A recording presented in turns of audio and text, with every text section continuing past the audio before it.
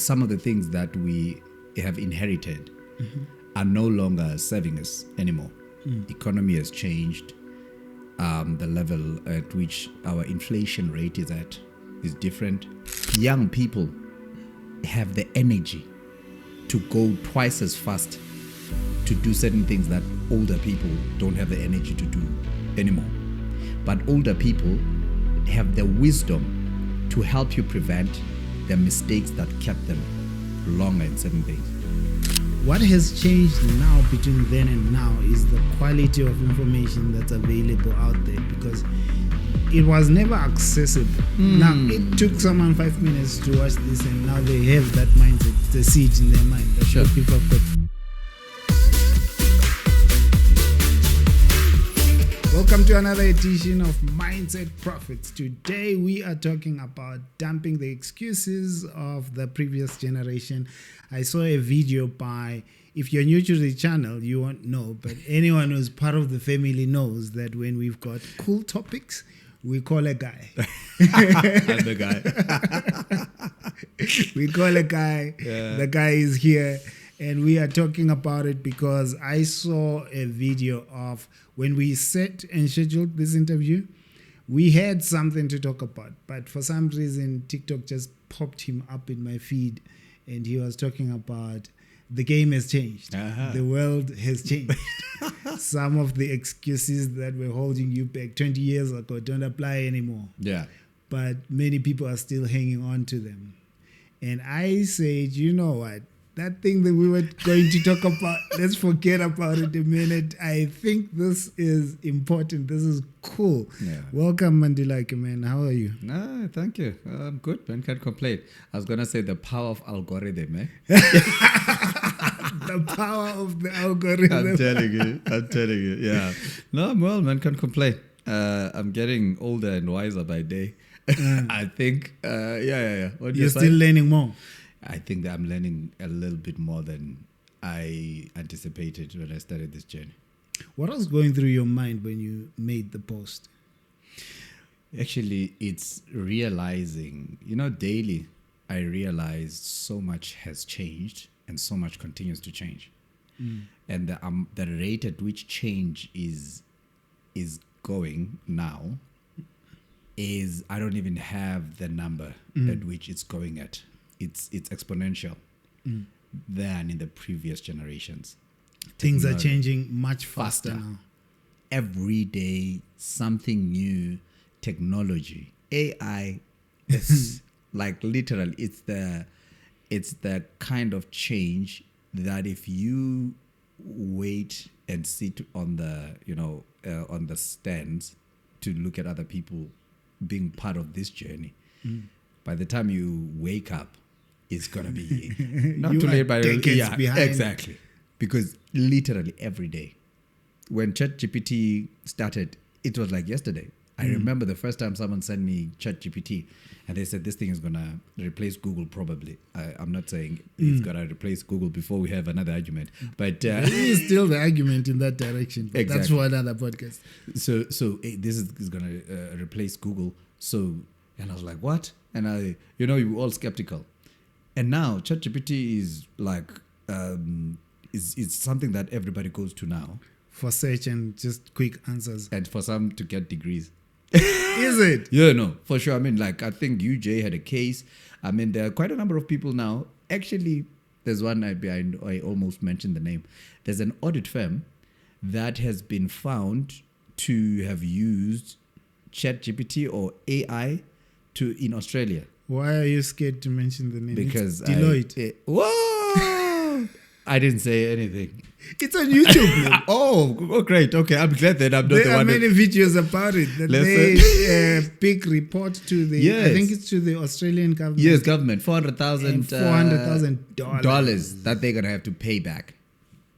I don't think they're paying back the whole amount. They're paying back a portion of probably. it. But all I'm saying but that's public news. You're not I'm glad defaming anyone. There are these many days public videos on YouTube saying this huge consulting company used AI on a report worth $400 and something $1,000, and I thought, goodness, look at that.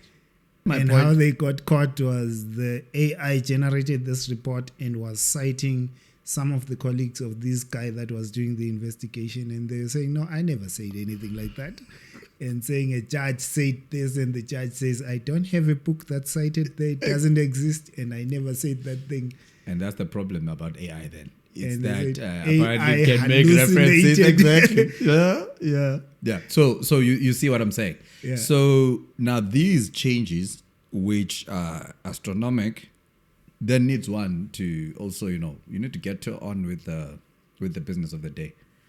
I like how you paused though on mentioning like you clearly work in finance. You know disclaimers and protecting yourself in a conversation. Eh? Yeah. That's what we are good at. We've learned over the years that,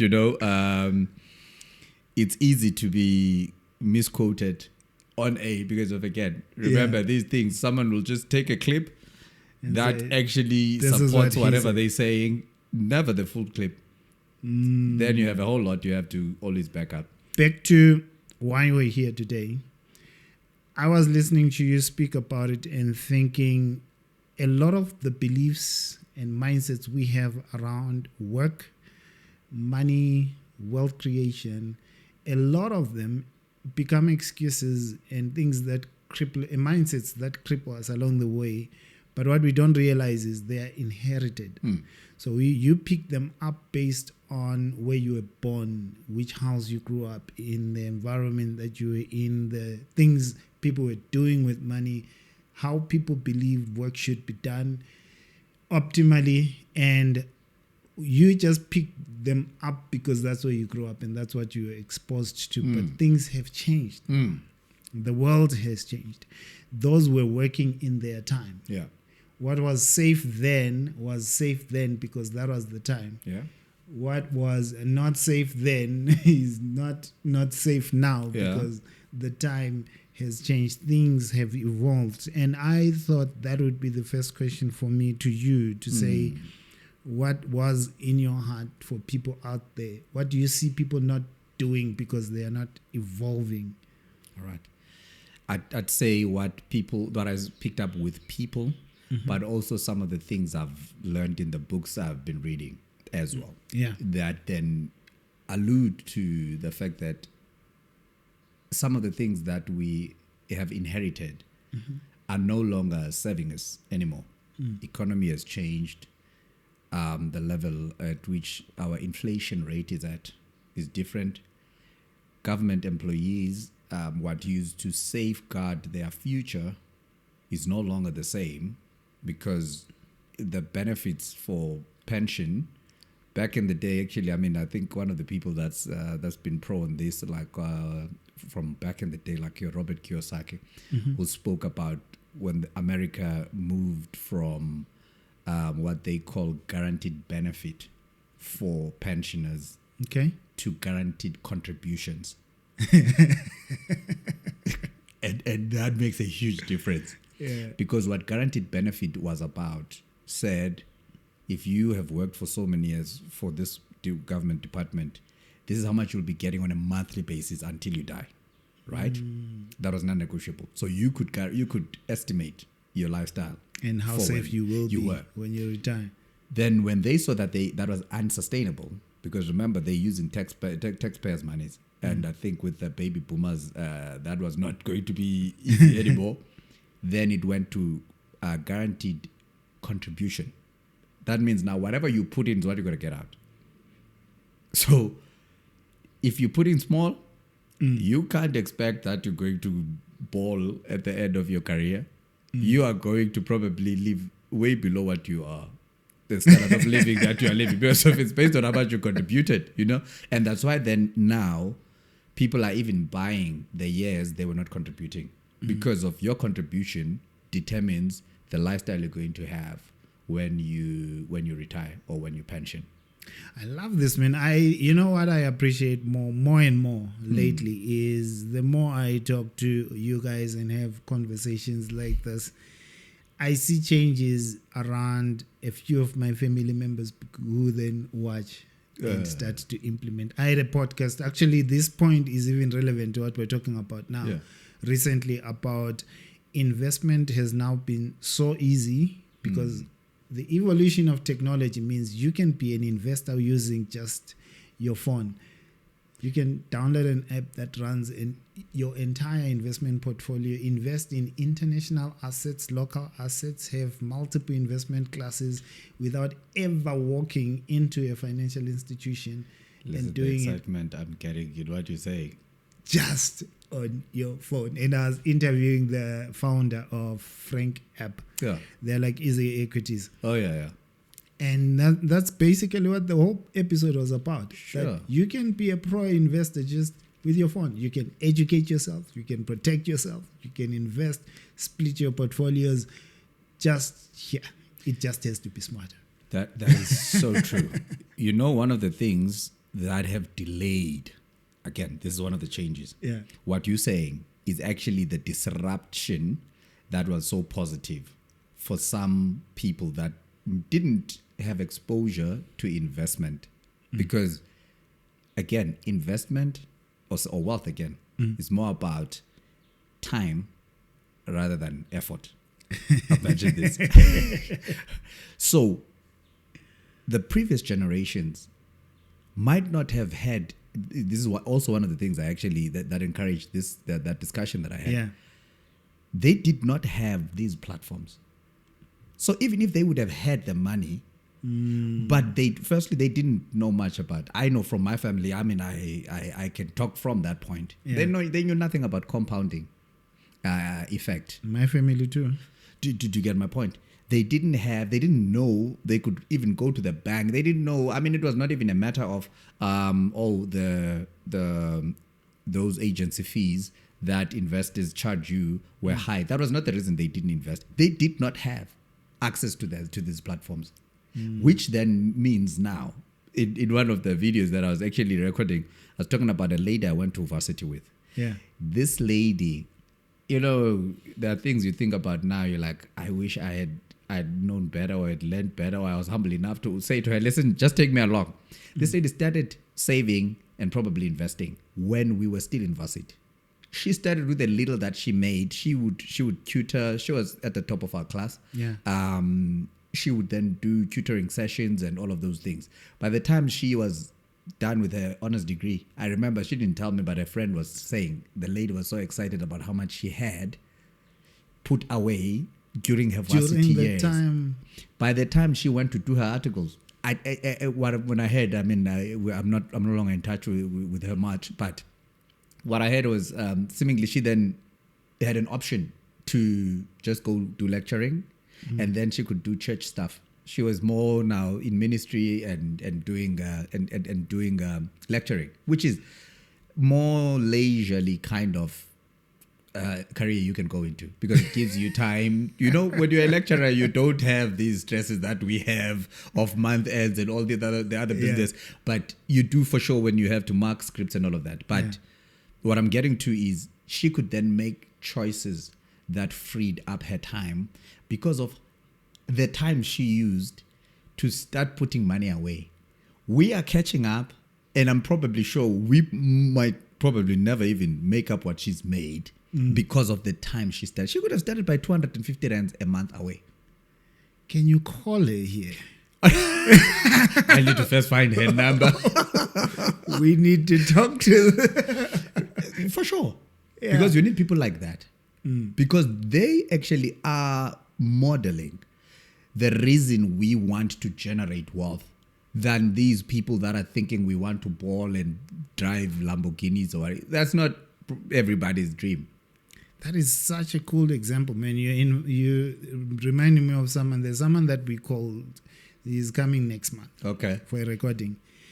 And his name is Prasol. He is such a, we are going to have a good time. This man is a lawyer and 2 billionaires now. Sure. So he's at that level. Yeah. But when you talk, you'll never tell. When he's here, you'll think, he's one of us. Yeah. He's on a whole other level. But the thing with him is, when he was getting started in his career early on, he got this gig to go. I think he went internationally with some project. But when he came back, they gave him some serious money, the kind of money he was not used to, right? Yeah. And this is in dollars. So he says, I showed my dad what this amount was. Sure. And my dad said, young men get broke very fast. Okay. And he says that was the best thing he ever said to me, because when I asked what he meant, was he said, as long as that money is available to you, you're going to blow it. Sure. But I want you to get cash broke, asset rich very fast. And he says, I went and bought apartments in Pretoria. I think he has quite a number of them. I've forgotten how many. Yeah. And he says, hey, Mona, when I was buying these things, they were like 70,000 rands, 80, 100,000 rands. Now they're worth $1 million each. Each. Guys. See time. See time. Yes. I listened to him and said, Jonah, yeah, you're coming to the podcast. We need to talk. Because we need those. Because that gives, some of the things we're lacking are points of reference. Yeah. Because, some theoretical things are good enough until you hit a snag. And like maybe, I think most people had read these American books for a long time about wealth.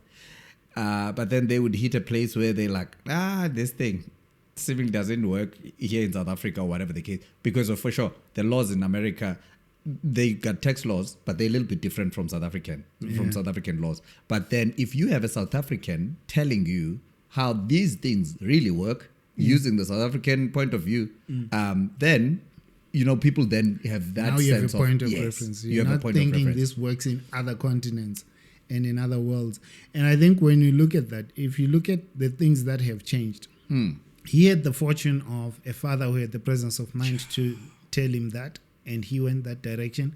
What has changed now between then and now is the quality of information that's available out there, because it was never accessible. Now, it took someone 5 minutes to watch this, and now they have that mindset. It's a seed in their mind that, look, if I've got bought money lying around, let me get asset rich now, because if I leave it there, at some point it's going to disappear, right? It took 5 minutes and watching this episode to pick up that mindset. You may not have had exposure to that 20 years ago when he was doing this. Yeah. Now it's all over on YouTube, on Spotify, in books. The quality of information has changed. Sure. Say that again. Now you're making me. I need to see Brazil. So I've got Brazil to introduce to you. Yeah. You've got someone to preach. I've got a research function I'm gonna do right after this. I promise that. You're mentioning something very imperative as well. The role of wise parents. Someone says to be forewarned is to be forearmed. When you have people, you said I'm the pastor the last time. I'll quote this one from Proverbs in the Bible. It says, "The splendor of young men is their strength, and the glory of old men is their gray hair." And what you take out of that is, young people have the energy to go twice as fast to do certain things that older people don't have the energy to do anymore. But older people have the wisdom to help you prevent the mistakes that kept them longer in certain things. I love that. That is deep, man. And when I think about that, my mind goes two directions. Yeah. I think it's so true for many people. I also think of the other side, the older people that got not wiser with age. Yeah. Actually, yes, because That the share their assumption there. trauma. That's correct, by the way, because and yeah, hey, we need another podcast for that because it's very key. Because I think the assumption there is this person with gray hair did not just grow in years, yet was stunted in experience and in wisdom. The assumption there is this person's gray hair is a signal of them maturing in wisdom, maturing in decision making and in experience, just like Brasol's father, because that is the wisest thing Brasol needed to hear at that time. That is so cool. Yeah. So we're gonna have a good time. We wanted to bring him so we set a celebration for 50K. Oh, okay. Subscribers. Ah. It's funny. It's funny how it happened because we wanted, me and Urej. Yeah. We wanted to celebrate 20K. Yeah. But we got disorganized and I was busy and we got to 20K, and because we were so busy, we said, you know what, let's make it 30. Yeah.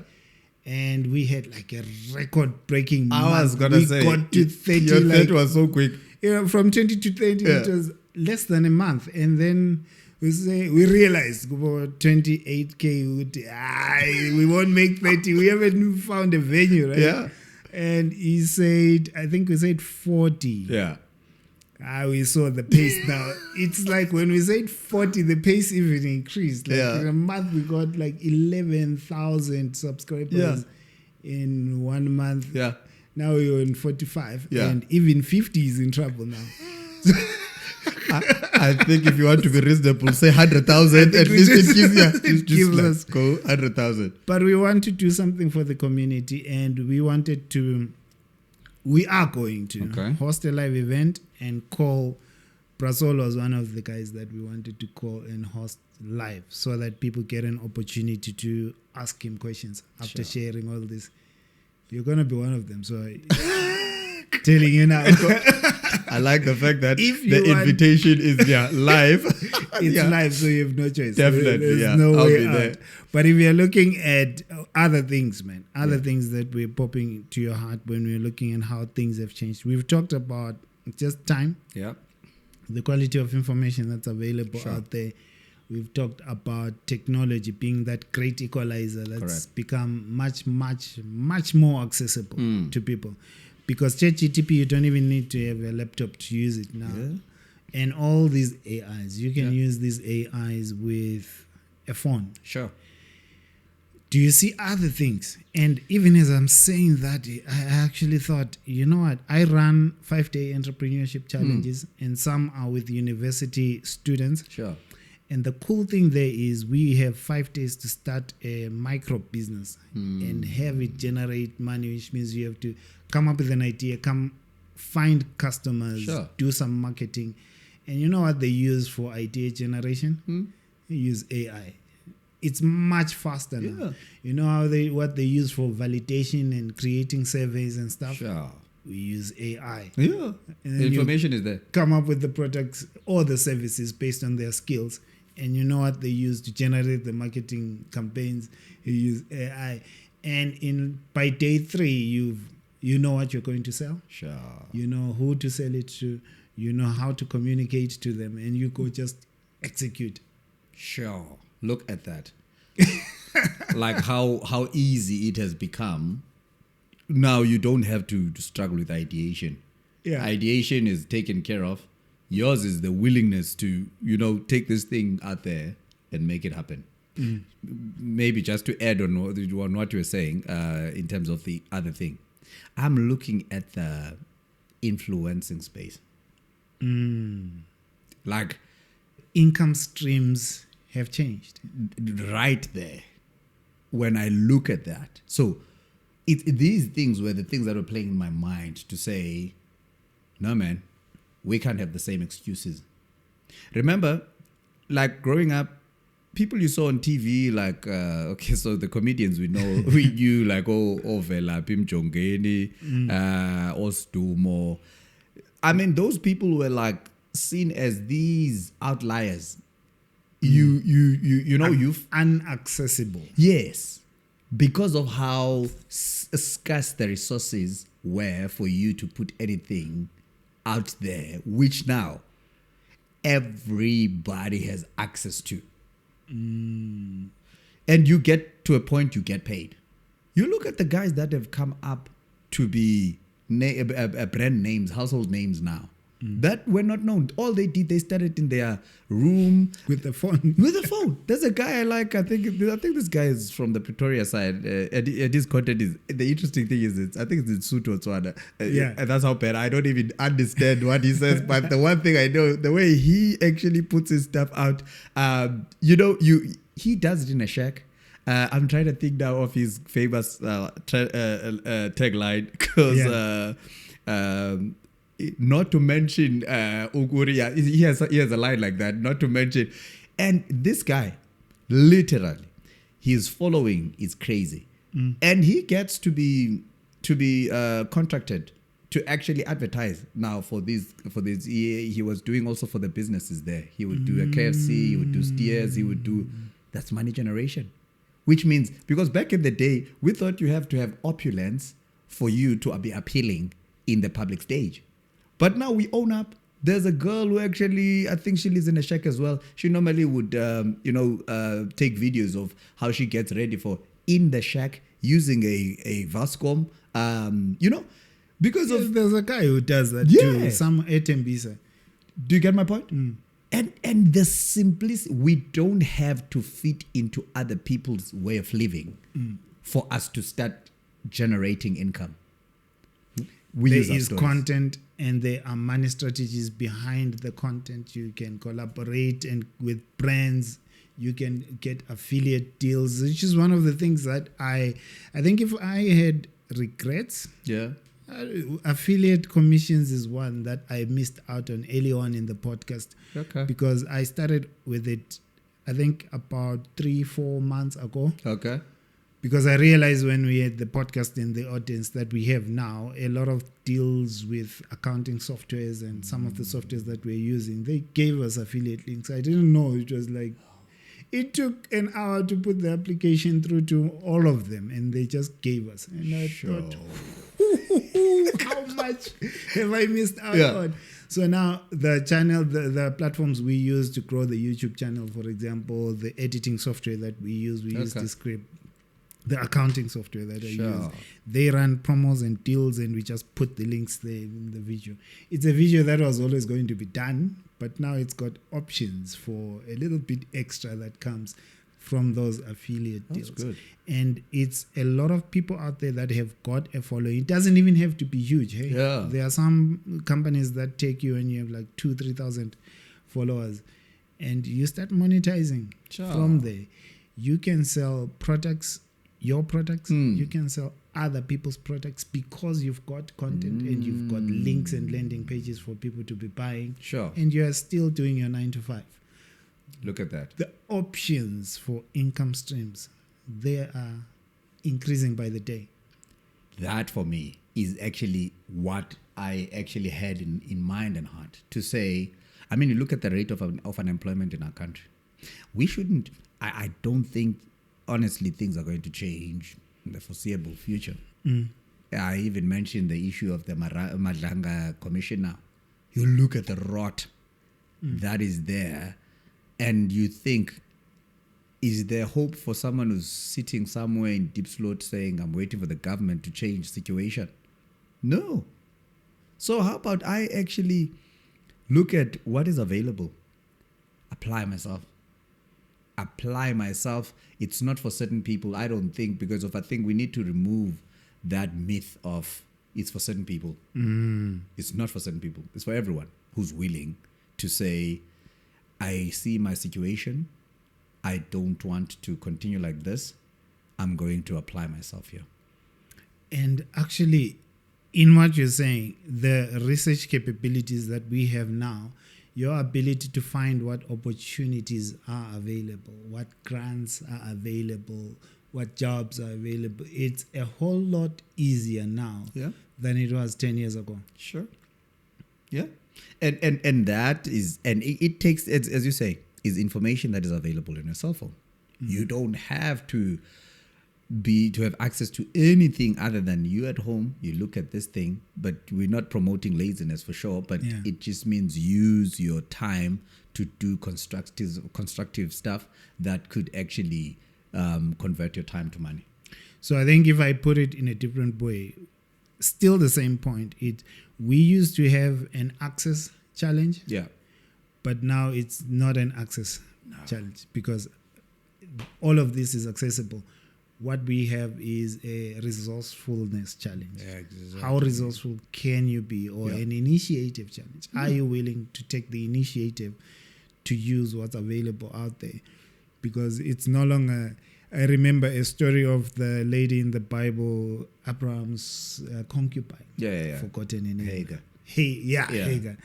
Crying because the baby is about to die and they are in the desert. They're hungry, they're thirsty. And an angel says, look, there's water right there next to you. Because for her, it was, I don't have access to water until she realized, no, I have an awareness challenge. It's not an access problem. It's an awareness of the availability of water right next to you. You're just not aware. Look at that. Take the initiative to search. You've put it way better than I would have put it. No, you gave me the point. I just gave the example I thought of while you were speaking. Yeah. No, but it makes sense. And I think your podcast as well is helping people with that. Because, I mean, you are providing people with information, again, that sometimes they did not know they have.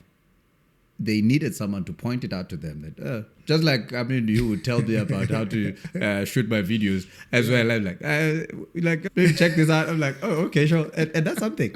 And actually, just to add, just one more point, because we touched on it and then we moved fast. These apps that I think on the investment aspect, I bought 3 years ago. And I'm happy with this because I want to use that screenshot as when I tell people about this. Again, this is not financial advice. That's the lovely thing. We're just talking about financial literacy. I bought 3 years ago. I used Satrix, and I remember, I think I transferred about 500 then. I mean, I use the other apps more. So this one helps me because I did this and I forgot about it. And I bought S&P 500 with that $500. Today, that thing has grown with 48%. Is it? 48%. Do you get my start thinking, what if I put more? So do you get my point? This access thing. Yeah. So if people just, I mean, $100 you have that somebody else does not take seriously, they wanna go and chow it as, you take those monies, you just throw them in there. Forget about them. 3 years down the line, you're almost at 50%. Some have, in one demo, in an ETF for crypto, we're not explaining this because that's not the main subject. I made about 839% increase. But no, I like it. But the world of crypto, I think people know that that's how it works sometimes. It's fast up, sometimes fast down. Yeah. And I guess at some point I'll find someone that we can go deep on crypto, because on my side I have anxiety around it. And always be anxious. It's a good thing. Yeah, no, I do. I have anxiety. And I think the one time that someone convinced me to really, because I had been skeptical, and my friends kept saying it's working, and they're showing me their numbers, and it was making sense until I said, you know what, all right, I'll take you up on it. My mistake, I went all in and I put like $2,000. Oh yeah, okay. US, I see. For sure. Like literally a month after that, China announced that we're kicking this thing out. I was like a 30% dip on the portfolio within a couple of weeks. And while I was still waiting, because they were saying, wait, you have to wait, another 30% hit. Sorry. I'm sorry. Yeah. You know how so I was like, the timing was the worst. Yeah, that's heartbreaking. It was the worst. And I think the biggest mistake that I made even after that, because if I had left everything as is, I probably would have been close to double, at least 50% extra on that money. But because this was a new experience, I thought I have to take my money. Yeah. I have to take what's left. And I did. And there was a big mistake. You lost a whole lot of money in that transaction. So I think after that, because it's not like it's 200, it's 2,000 that's lying around. Yeah. it's money that you're really I mean, sacrificing. that's a lot of money. Yeah, it was a sacrifice, Yeah. and you're thinking maybe this is, if they're saying it's worth it, then let's make it count. But goodness, if I think what I could have been doing with that money, man, I'm sore. I'm sorry, I'm laughing because but if we'll use then your same in scenario, right? We'll look at, firstly, there are a few lessons to learn about investing there. One, don't do it in a hurry to try and catch up on lost time. Which is what I did. You're overcompensating. Can you see that you put effort over time? You wanted, because of you Go big, go yes, home. go exactly.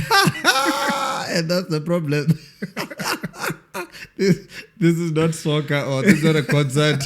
It's It's investment. investment, because it's more about the discipline than it is about the outcome. If you had learned, because the problem that we have now, we're trying to play catch up.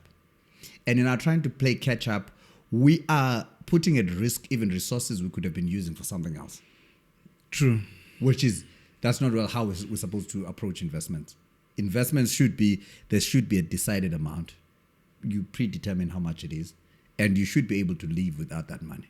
And now, then you stick to it. It doesn't matter how good things are looking. Just like you're saying now. Yeah. That it might look good today, and it's going to take one day. One announcement from one government. Exactly. Shifts the whole thing. Yeah. I think that gave me anxiety. I think I need to go deep on that. Maybe it will be therapy for me. I don't know. No. But again, I was gonna say the other thing I mentioned in the other video, that was a learning curve for you. But now the mistake I understand, because it was Manyo, if you remember, said you sometimes lose money. Yeah. And it's a lesson, but not to exit. It's a lesson for you to then do it right. Yes, do it right. Because now you've paid. You can never, I promise you, unless you don't want to learn, you can never make that same mistake again. Yeah, I wouldn't go in like that again. But I think for me, I just stayed away. I thought, it's the taking out that I have a problem. It's you taking it out. No, that's the mistake. I understand. I'm saying, yeah. It's done. Yeah. I can't undo that. I understand. And the worst thing about it is, like, a year later, this thing boomed, and I'm thinking, yeah. But now I can't do anything. That money was totally lost. With you. But anyway, we are learning, and that's why the platform is here. That's why you guys keep coming. Yeah, no. Thank you. Close it off, man. Encourage someone out there to say things have changed. I think the excuses that were holding you back, or the limitations that you had before, they don't apply anymore. And you want to evolve with the time. Yeah, man. Thank you. As my closing words in this very imperative episode is each and every one of us right now. One of the things we can never blame as an excuse, firstly, is whether we had resources or we didn't. Because whether you're born into resources or you were not born into resources, opportunities right now have come at our doorstep, as we've made example. Whether you're staying in a shack or you're staying in a mansion, opportunities literally have become so much equalized because of technology. Let us make use of that which is at our disposal for our own benefit. Please make sure that you use whatever platform you get access to upskill yourself, to enrich yourself, and to change your situation. Those are my parting words. Amen. That's a good one. We'll see you in the next episode, and the event is coming. If you want to be a part of it, we'll host a live event. We're looking at about 80 people, and we'll shoot 3 episodes live. This time, you get to ask the questions. He is one of them. He just found out. But I'm finding out with you. see you in the next episode. We are going to put, I think, we'll put the links in the description of the video to what's coming, and you can join us. Thank you.